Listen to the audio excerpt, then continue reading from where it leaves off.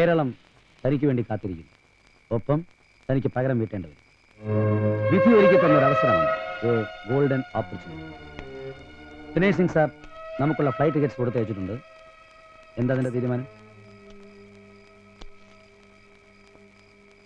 എനിക്ക് പോണം സാർ.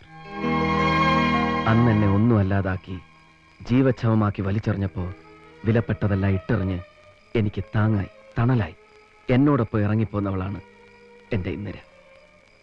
ഇന്ന് ഞാൻ തിരിച്ചു ചെല്ലുമ്പോൾ എനിക്ക് ശക്തിയായി ആവേശമായി ഇവളും എന്നോടൊപ്പം ഉണ്ടാവണം.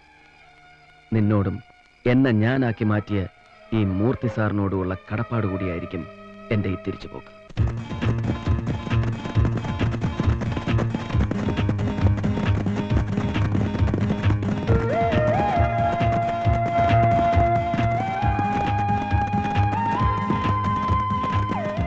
ഹലോ, വെറ്ററിനറി ഡോക്ടർ രാജഗോപാലിന്റെ വീടല്ലേ?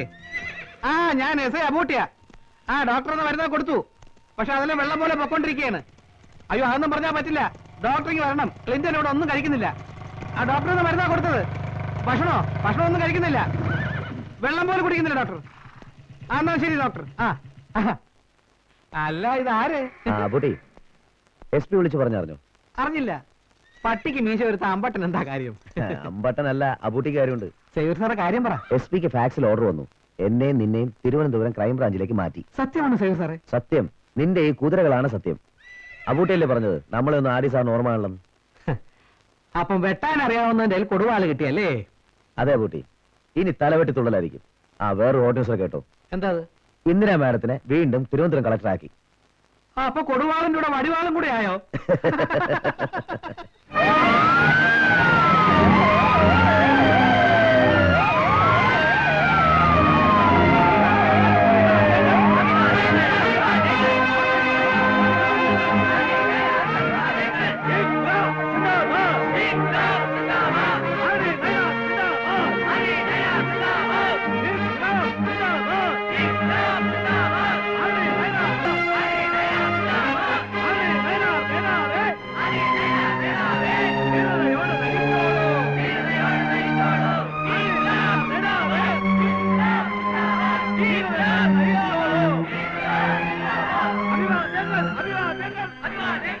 ലാൽ സലാം സഖാക്കൾ.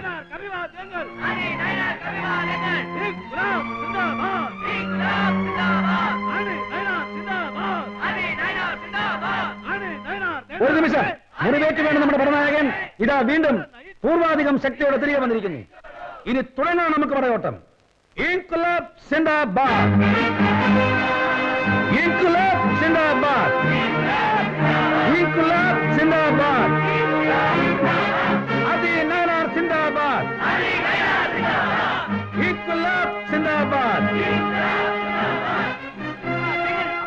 ഏതായാലും അച്ഛൻ പണ്ട് താമസിച്ചിരുന്ന വീട്ടിലേക്ക് ഭർത്താവിന്റെ കയ്യും പിടിച്ച് തിരിച്ച് കയറണം എന്നുള്ള ഇന്ദിരയുടെ വാശി നടന്നു. ഇതൊരു തുടക്കം മാത്രം.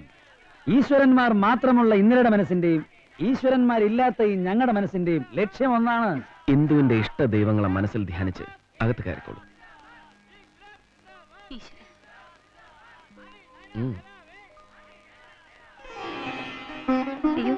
വലതുകാലം വെച്ച് കയറണമായിരുന്നു.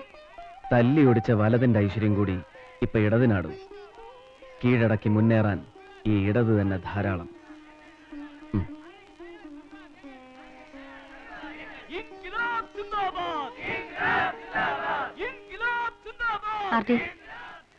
സ്വന്തം എന്ന വാക്ക് പോലും നഷ്ടപ്പെട്ടവളാണ് ഞാൻ. അതിലും വലിയൊരു ദുഃഖം കൂടി എനിക്കിനി വരുത്തരുത്. ഒന്നും വേണ്ട, കഴിഞ്ഞതെല്ലാം ഞാനൊന്ന് മറന്നിരുന്നെങ്കിൽ അല്ലേ? ഇല്ല ഇന്ദിരേ, നീ വിളിക്കുന്ന ഒരു ഈശ്വരനും കഴിയില്ല അവന്റെ മുഖം എന്റെ മനസ്സിൽ നിന്ന് മായ്ച്ചു കളയാൻ.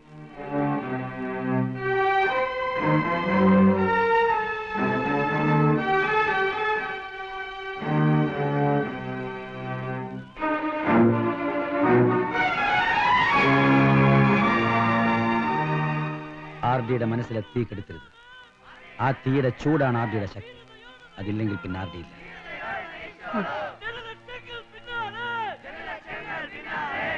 ആ ആവേശം കേൾക്കുന്നില്ല.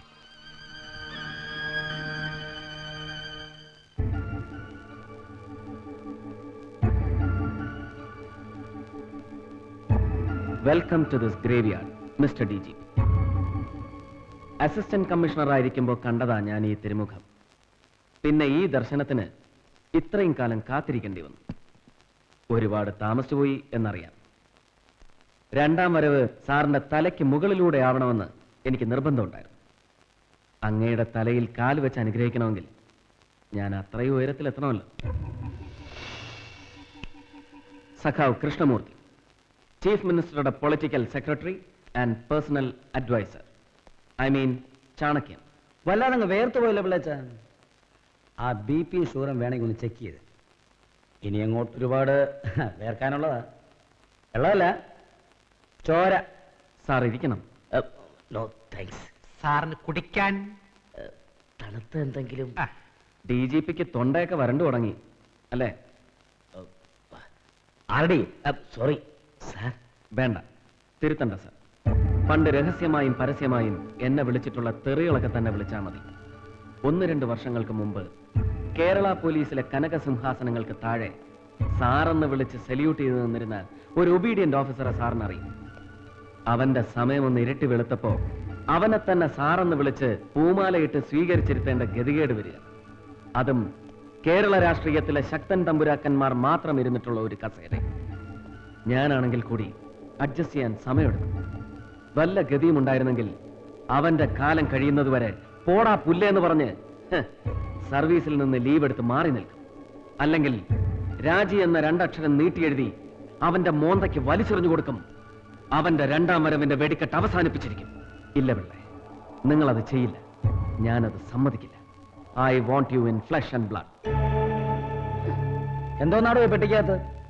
വല്ല ക്ഷൗരക്കത്തിയോ സാങ്കല്ലോ വല്ലോ ആണോ? അല്ല സാർ. സാർ ആവശ്യപ്പെട്ട പോലെ കമ്മീഷൻ മയാപ്പിള്ള കേസ് ഡയറിയും വീഡിയോ ടേപ്പും ഇതിനകത്തുണ്ട് സാർ. മഗസർ റിപ്പോർട്ടും പോസ്റ്റ്മോർട്ടം റിപ്പോർട്ടും. മായാപ്പിള്ള ആത്മഹത്യ പ്രവണതയുള്ള സ്ത്രീയായിരുന്നു. അത് തെളിയിക്കുന്ന ഡോക്ടർ ശാന്തകുമാരിയുടെ സർട്ടിഫിക്കറ്റും ഇതിനകത്തുണ്ട് സാർ. ആഹേ, ശാന്തകുമാരി ഗൈനക്കോളജിസ്റ്റ് അല്ലേ? അതെ. തന്റെ വീക്ക്നെസ് അതെ. എടോ, ഈ കണ്ണി കണ്ട വയറ്റാറ്റുകളുടെ അല്ലാതെ ഏതെങ്കിലും തലയ്ക്ക് സ്ഥിരതയുള്ള സൈക്കാട്രിസ്റ്റിന്റെ ലെറ്റർ ഹെഡിനകത്ത് ഒരു സർട്ടിഫിക്കറ്റ് കൊടുത്താൻ തന്നെ കൊണ്ട് പറ്റില്ല. ഈ ചെത്ത് പിള്ളേർ കരുത്തേക്കെടുത്തുകൊണ്ട് പുലിത്തലയല്ല സാറിന് തോളത്തിരിക്കുന്നത്. അശോക സ്തംഭ. അതിനൊരു വിലയുണ്ട്. അത് അണിയുന്നവന്റെ വില. അത് സാറിനില്ല. തണുത്തതെന്തെങ്കിലും ഒന്ന് പോണോ? സേവിയർ, തിയേറ്റർ റെഡിയല്ലേ? സർ.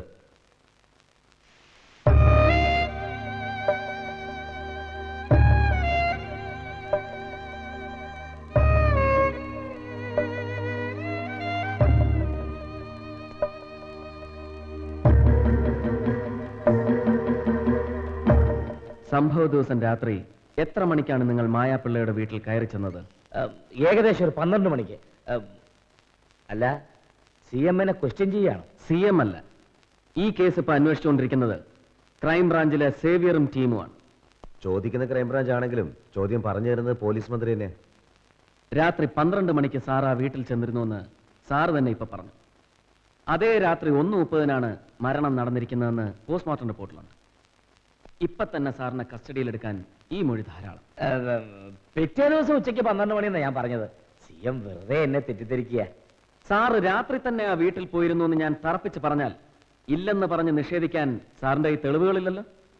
പിന്നെ പിറ്റേന്ന് മായാപ്പിള്ളയുടെ വീട്ടിൽ വെച്ച് ഞാൻ സാറിനെ കാണുമ്പോ ഉച്ചയ്ക്ക് 12 മണിയായിരുന്നില്ല, രാവിലെ 8:30 മണിയാണ് അല്ലേ?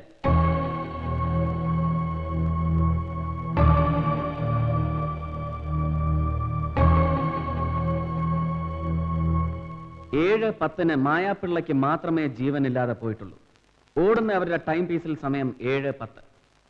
അപ്പൊ സാറ് പറഞ്ഞതുപോലെ ഉച്ചയ്ക്ക് 12 മണിയല്ല, 7:10 സാർ ആ വീട്ടിലുണ്ടായിരുന്നു എന്നുള്ളതിന് തെളിവ് ഇതുപോലെ. അതിനും മുമ്പ് രാത്രി 12 മണിക്കും സാർ ആ വീട്ടിലുണ്ടായിരുന്നു എന്ന് ഞാൻ തെളിയിക്കും.